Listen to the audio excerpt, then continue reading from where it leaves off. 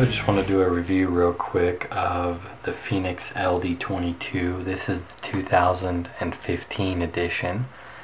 It's actually prior. The first generation of the Fenix LD22 was 190 lumens on turbo, and then they've released another one that was about 215, and this one here is actually 300. So this is the newest model. It just was released probably a couple weeks or so before this review was made. So anyway, for those of you not familiar with Fenix, this is a battery runs on double A's, 2 AA batteries. I usually run rechargeables in it. Other than that, there's 4 brightness levels plus a strobe and an SOS feature, which is kind of nice. In case you were to ever get lost or anything like that, you have something that you can display to kind of signal for help. It comes with the light, a case that fits on your belt, as well as a lanyard.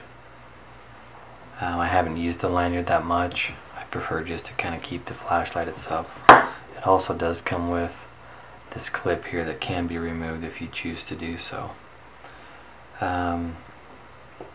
So basically you have a tail cap, light button that'll turn the light on, and then you have a stainless steel button here on the side that will change the brightness settings. So you have 4 brightness settings, the lowest one being about 5 lumens, the highest one being 300, and then you have a mid and a high. The mid, I believe, is somewhere around 15 hours, and the high is about 7 hours. Actually says here on the box that turbo is 1 hour and 25 minutes on a rechargeable battery, high is 7 hours 10 minutes, mid is 25 hours 5 minutes, and low is 100 hours. This utilizes the XP G2 R5 LED Cree, and has a lifespan of 50,000 hours. So I'm excited about this new light. I have used the older model LD22 for quite some time now, a couple years, as my everyday carry light, and I'm really impressed with it. This model here is only the 190 lumen, so I'm excited that this new one is quite a bit brighter actually. But else, in comparison, they are pretty much the exact same size. It looks like the 2015 edition is just barely bigger, and it's mainly due to this new feature they put here on the end, which is the stainless steel kind of cap ring there, where the old one does not have that. So there are some differences in the design of the body itself.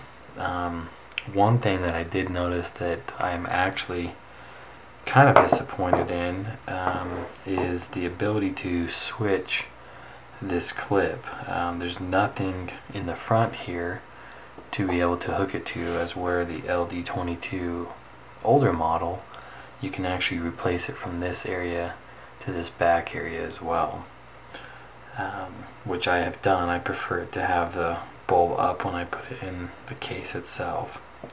The other thing that I'm kind of wondering about is, you can see with my old case here, I've had to actually update the Velcro because it became wore out, and you can tell that this case has been well used with some of the wear marks and different things on it. So I like the case. Just trying to think of, maybe there could be a better design for it. It fits well in the case itself. It just, the placement of the Velcro and different things seem to be slightly misaligned. Other than that, both lights are awesome. like I said, I have carried this every day for work for a couple of years now. Can last probably a good couple weeks, if not a month, on a set of batteries. Again, that's not using it on turbo for extreme extended hours, but I do use it for, you know, pretty much every day for, you know, a couple minutes here, a couple minutes there type of thing, and usually it is on the turbo mode. But other than that, they are awesome lights. I've never had an issue at all. They are waterproof. I have stuck this, you know, completely submerged in water. I have not left it there for an extended period of time, but have submerged it and it has done really well. Not sure how well the camera will really pick up. So this is turbo mode on the 190. That's low, mid, high, turbo. And comparison, this is low on the 2015 model. That is mid, high, and turbo. So you can kind of get an idea.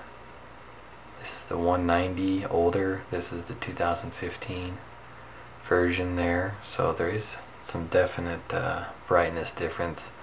Can't see it extremely well on the camera, but here in person you can definitely see a difference there.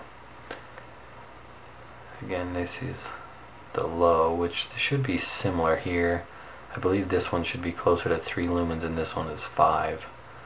But overall, I'm extremely pleased with these lights. I'm excited to test out this new one to see how much more I like just the added brightness on it. But just kind of wanted to give you guys a comparison of kind of the different models. I believe that the 215 lumen model that's in between these two, I believe it shares the exact same design as this one here. Not much has changed. The 2015 model, as I mentioned, does have a different design. Some small differences. You know, it's got a different shaped tail cap here. It's kind of more square. It's more round on the front, where the old one is more round towards the rear, but then it's kind of got some corrugated tip here, which kind of I guess helps protect the light, and it's kind of more of a like a weapon type cut to it, where the other one is just kind of more smooth and round. So but other than that, they both perform similar. The 2015 model does have an additional feature, which it can do what they call it tactical mode. It basically allows you to use the tail cap switch to switch through functions instead of using the side button. So I haven't really used that much. I will check that out and see how much more I like that. Tactical mode is basically a simplified and convenient one button operation, is the way they describe it. So I will check that out and see. Like I said, I only had this light for a few days and haven't had a chance to really do much with it. But overall, you know, considering I've loved the older LD22, I don't think I'll have a problem enjoying this new one as well. So anyway, any other questions or anything that you guys have, leave in the comments below and I'll do my best to answer and get back to you. But just wanted to give you a comparison just in case you guys are kind of wondering what the difference is. Another thing I just remembered is this one here is a stainless steel button, where the other one is kind of more of a rubberized button. So again, not sure which one I prefer. I don't mind the rubber one. It kind of feels more grippy. This one I think is kind of more of aesthetics look. They kind of gave it a little bit nicer look to it, where this one's kind of just a rough and tough look. But again, both seem to perform extremely well. So anyways, appreciate you guys watching. We'll talk to you soon. Thanks.